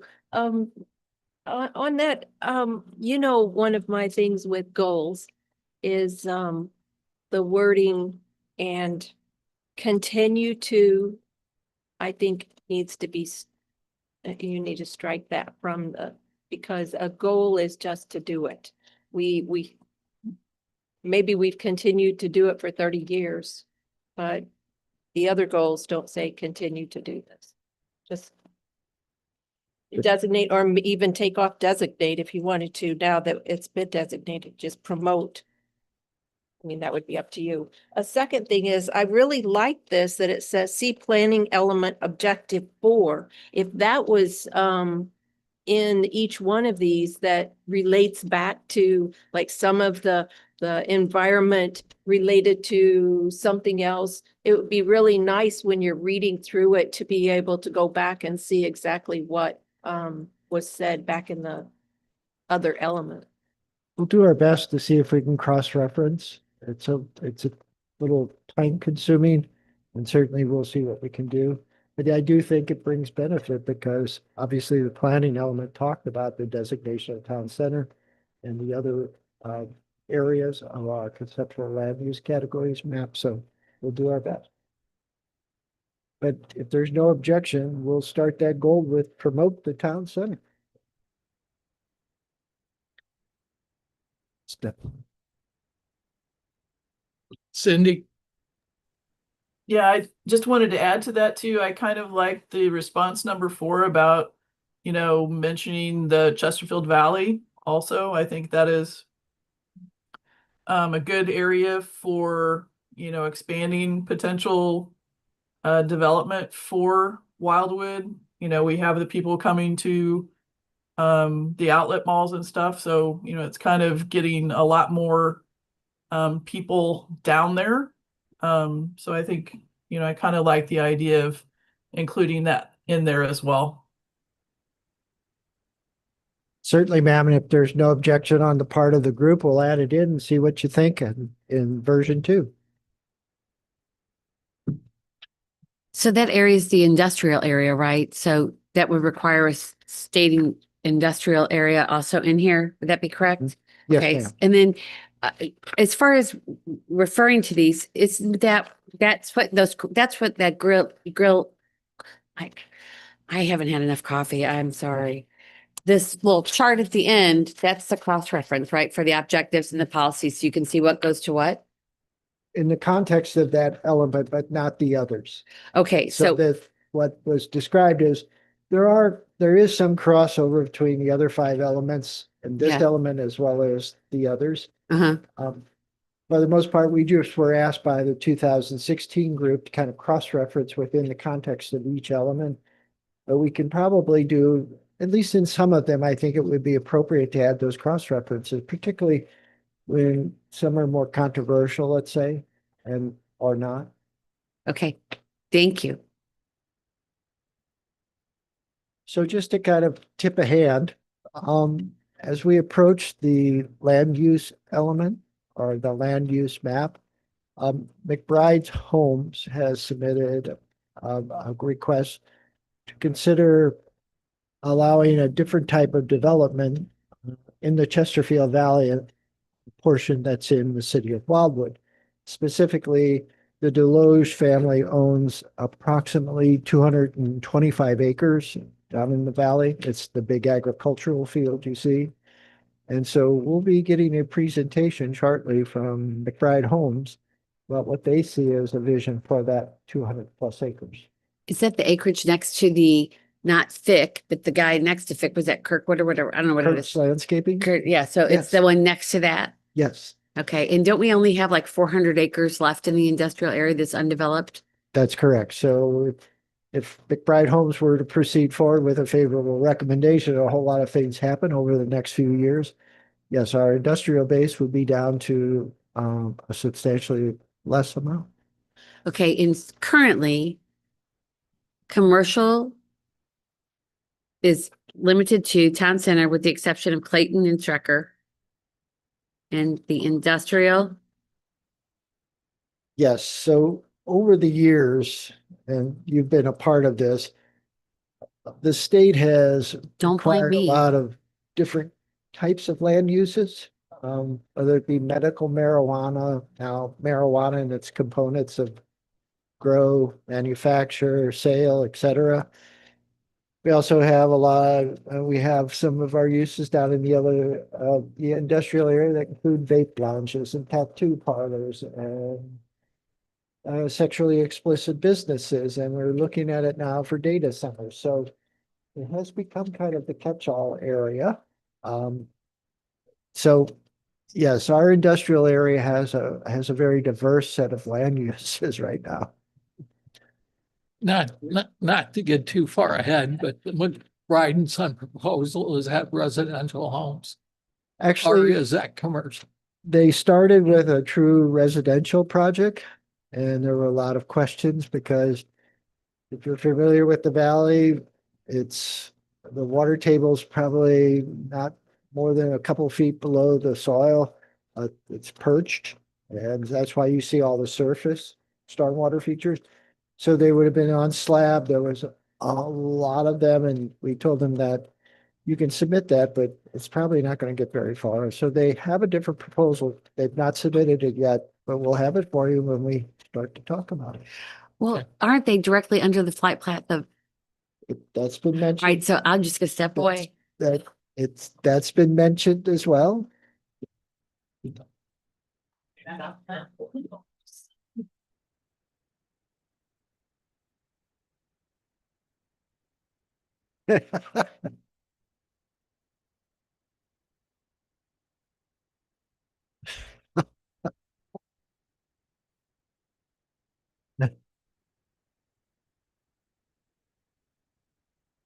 So first goal I have, a little shortening of it to start with promote, and then we'll add in the Chesterfield Valley per Ms. Depler's requesting concurrence.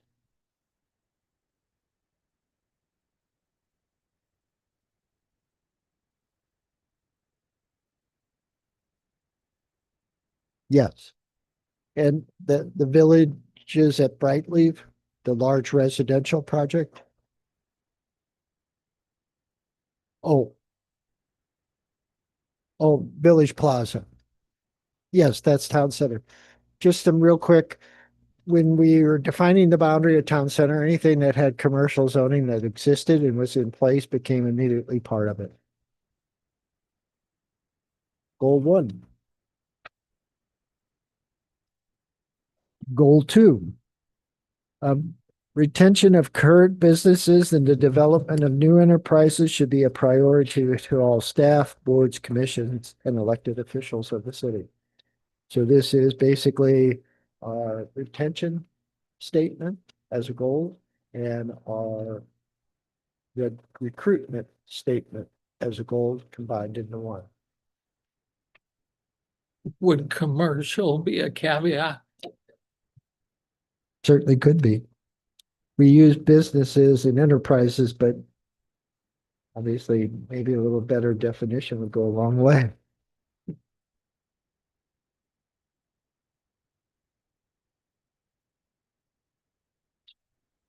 Obviously, one of our council members thought that keep as is and do.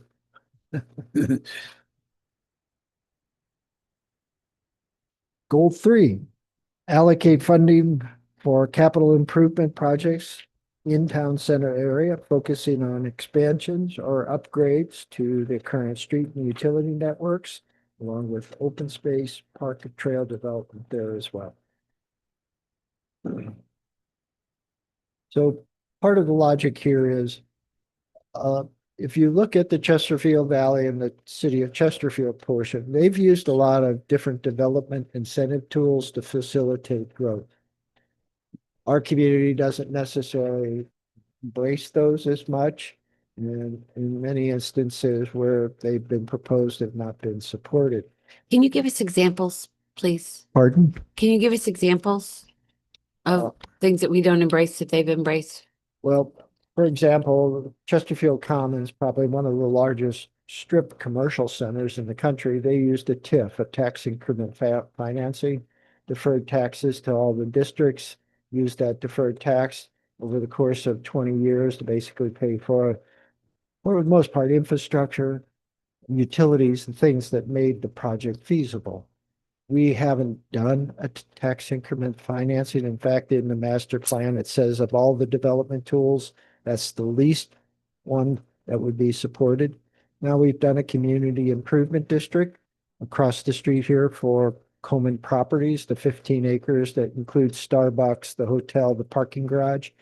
And we used the community improvement district and special assessments, property taxes and sales taxes to build the garage, the fountain, the street piers. So we used we used the mechanism to help the development, but also get a community outcome or benefit.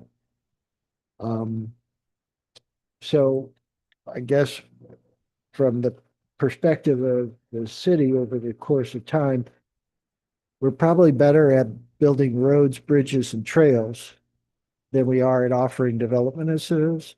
So the idea was that is an economic development driver. If you have a developer that comes in that wants to build now on Manchester Road, they don't have to build the streetscape. It's there. We extended sewer to facilitate the Phillips 66, Canberry, and the development profile that would be east of there or east of Etherton Road back in the late 1990s.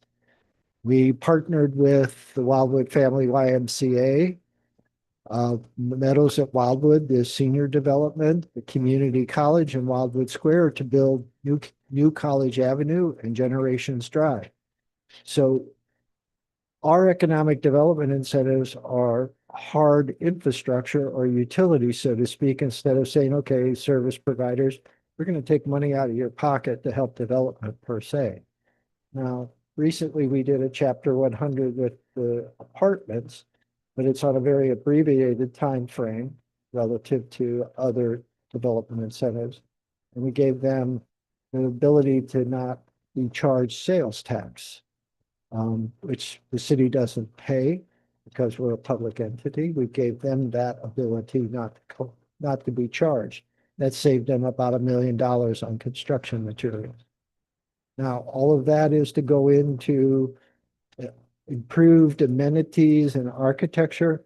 Plus, we're going to have basically reduced rents for the first couple of years to basically, I guess, feed the project, so to speak.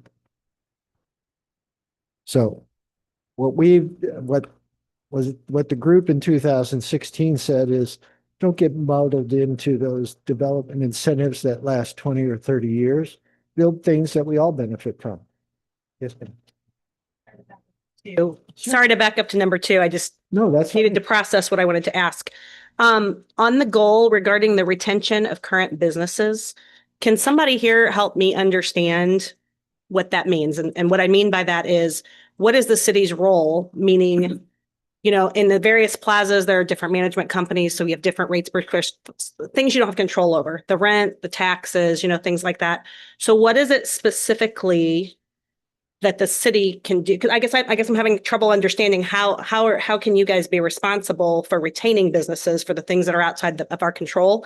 So what other reasons would cause businesses to leave? So that's just what I'm asking for clarification on. Well, and Mr. Shakin may be able to tell us a bit about what they do elsewhere, but what we've tried to do over the years is, if we have a set of regulations, particularly in the case of signage, we try to basically listen to our businesses and tailor the signage to their concerns.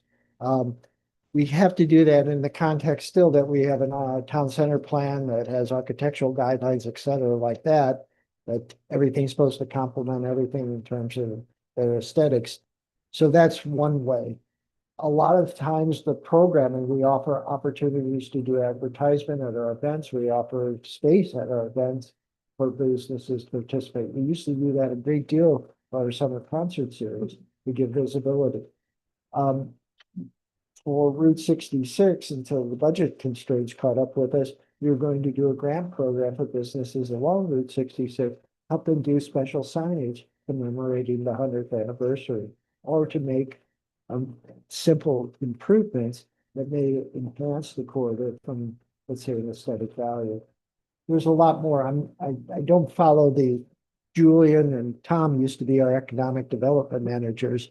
And I know they spent a great deal of time talking to the business community about what we could do to basically make business better. We talked about wayfinding signage that would direct people off the Route 100, Route 109, and Manchester Road into the core business district where all of our businesses are located. That's on the boards. We're still looking at Route 66 wayfinding signs to get people to our downtown district where you're located. Well, that helps. That helps me understand. So it's more like just programs and involvement so that they feel part of both the city hall and like the city hall is listening, which you guys are doing as part of the business forum. I know that the sign escrow thing passed. You guys did make changes to the allotments for the size. So that's cool. So that answers my question. I didn't know specifically what that was relating to. I'm sure Mr. Shaken. I mean, I can touch on some of the ones that we do in St. Charles. But one of the big things we do is a workforce. Oh, I'm sorry. It's a workforce pipeline. So assisting businesses with workforce management, like they come and they say, well, where are we going to get our employees from? And then we have workforce management. We have a whole area that focuses just on workforce pipeline, making sure that they're trained to do the job they want to do, streamline permitting, quality of life enhancement, which is what we're talking about now, which is building parks and having the downtown area and having people coming to town center and frequenting it by, walking past and things like that. We do grants and loans. We work with them to, depending on what their business is. So there's a whole variety of them.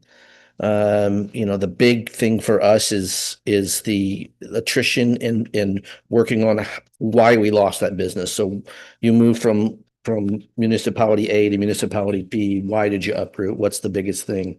Is it I can't find employees? I can't afford, the way that the municipality's permitting and what they're requiring us to do. So there's a bunch of different factors that all work together to do that. But Do you offer any incentives for employees to work in your? we don't, I mean, in the St. Charles County area, we don't, I mean, in way of incentives, those incentives are going to be some of the things that we touched on. Like one of the big things that we're struggling with, and we've talked about it here, is the housing. Like, where do these people that want to move to Wildwood and work, where are they going to live if they're making a minimum wage? Like, we just don't have, and Robin I know she's working on, talked about it before, just the balance of, you want to have, employees come out and work and live in our community, but if they make a minimum wage, how can they afford to live in the community? So why would they want to? How much is public transportation pulled into that, just as far as consistent, bringing in the buses and things like that, where people outside of the community, maybe in a more affordable area, would be able to? But we do. work? I mean, you can take the bus from here all the way down Manchester Road. It's not like we don't have any public transportation coming to the area. I don't know how you could facilitate a better program to get more buses or more routes to come out here. Well, under one of our previous elements, we talked about Metro and the ridership levels, and we're still researching that. We haven't gotten the information yet. But as I say, that was a challenge. A gentleman named Paul Wojciechowski, who passed, he was integral in getting Metro to even look at the one bus line to bring it out. And originally it just went to Deerberg Town Center, and we'd see the kids walking to the community college along Manchester Road. It finally goes out to New College Avenue, Route 109. So we've made some strides. Public transit, is it something? We got complaints when Metro showed up. It's like, what are they doing here? So. I know as a member of the Planning and Zoning Board, and I think other people may have the same ideas, when we're hearing a proposal and part of the process is, how can this help business? Or if, it's not the only thing that we look at, but if all the, there's no deviation of rules or anything, we got to look at how is this going to help bring people into the area, because we do have legalized gambling in Wildwood. Every businessman here is a hell of a gambler. He pays his money and he prays. And, Or she. I think that, we need to be thinking of that. And I think they put that in there, is that what effect will this have on our business community? Because we need the business community. Well, for example, with this most recent Chapter 100 and the deference of sales tax, part of that is to add upgraded interior improvements to the restaurant, the commercial spaces. And if you talk to Mr. Cohn, who used to be on the Planning and Zoning Commission, his intent was to offer a very generous package to do the business's interiors, but also potentially rent-free for the first year, get them established. So if those incentives work and actually achieve the goals, that's a very good approach. Yeah. Jill, I'm going to recommend we draw a line above number 3. It'd be a good stopping point for this evening. Yeah, time flew by. What's that? Time flew by, it seems. Yeah, we're having fun. Does that make sense? Well, were there any other hands up? We could maybe take another 1 or 2 comments. Okay, my question is, and I guess I should know this because of planning and zoning, but what is I don't own a business. So, but one of the things I wonder is how we have businesses in Wildwood that sometimes people are not aware they're there. And so I'm always trying to figure out how we can let people know. And I know that we don't have the LED signs. The mayor of St. Charles was so very proud of himself for putting the big LED sign at the corner of Boone Slick and 5th Street. It's kind of lost there, but I don't know, what kind of things we could do to advertise our businesses more along these main thoroughfares. Or maybe when we put out our Wildwood Gazette, if we gave a free plug to every business in Wildwood, here's at the last page, here's the list of all of our businesses. Or, would those things fall under this retention?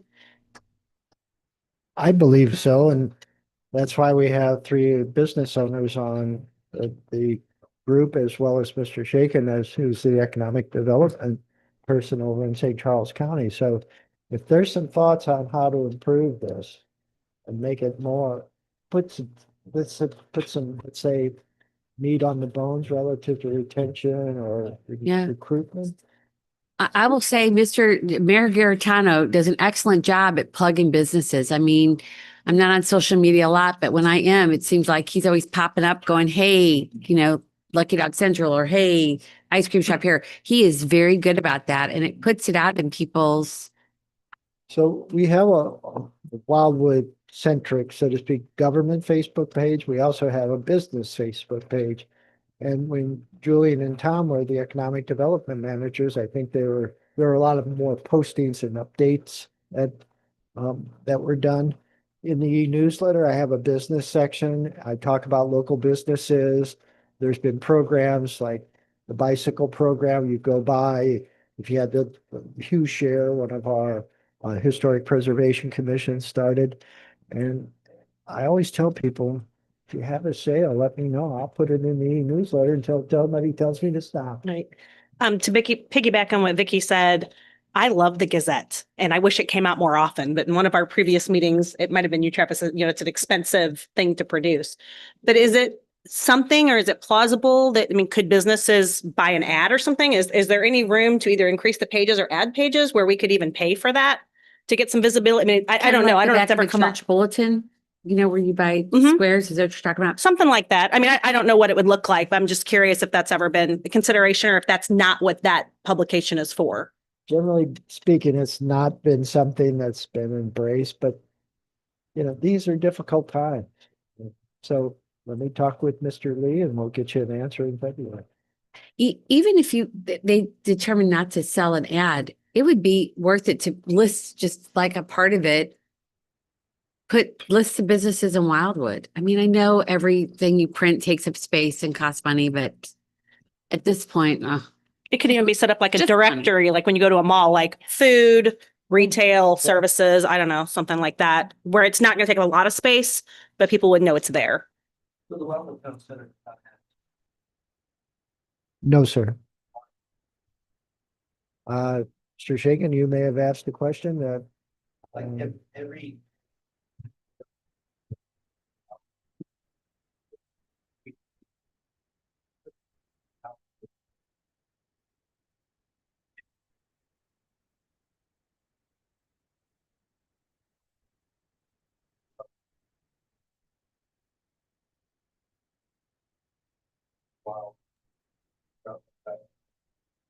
We can't really hear out here. I'm sorry. That would see a while. I think the trendy is great, like previous dynasty where people are not. Nowadays are just not. Business is not paper and ad. Facebook, Google Ads, more they just it's not gonna take a bang. Page or something like that.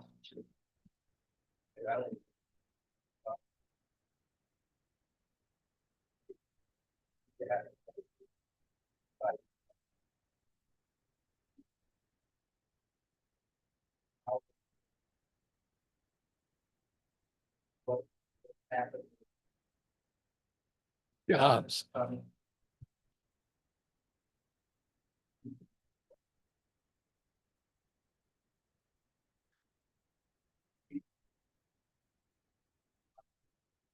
if you say dinosaur and part at me one more time, we're gonna fight.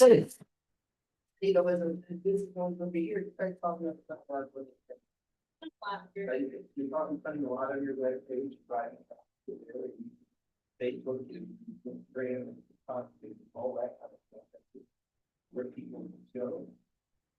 You know, news people that left all the news stations that got fired, Alexis Soto, Anthony Slaughter, all those people, they all have done that now. They're going out and doing just internet stuff, right? They're visiting different restaurants and then posting all about it, the cup of coffee they had or the brownie that they had. And so I don't disagree with that maybe a dedicated page would be nice. Teresa. Thank you, Chair. Yeah, just to change the subject or go back a bit. And my question is for Joe and for Mr. Schenken. You were talking about like housing and available housing for the people that work here. And that just made me really think about what we talked about with Robin before about the affordability index. And maybe that fits here better at that, because we don't know, we don't have something that tells us what is it that we have that we need housing wise for people that we want to work here and live here. And just to come up with what she had presented to us before about that. It just seemed like a good idea to me to find out all of the information about who is here, who works here and who we need to work here. And if we have accommodations for them. And I also liked when you said the new town center.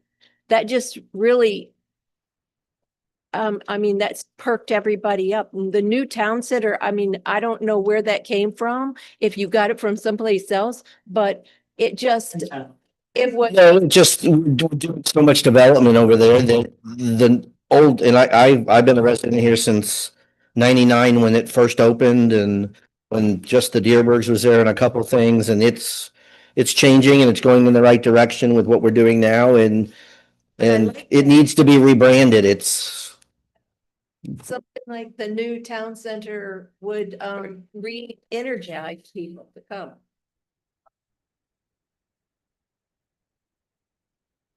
Okay. I think great discussion. Thank you. It's not gonna end here. I think, Joe, we want to pick up this discussion when we come back because we're not done yet. But in the interest of time, Travis, do we have any outside comments? No one is in attendance via Zoom. No. No? Okay. Next meeting Tuesday, February 10th and Wednesday, February 25th. Thank you all for your excellent comments. A motion to adjourn, please. Vicky, Jim, second. All in favor? Aye. All right. Thank you all.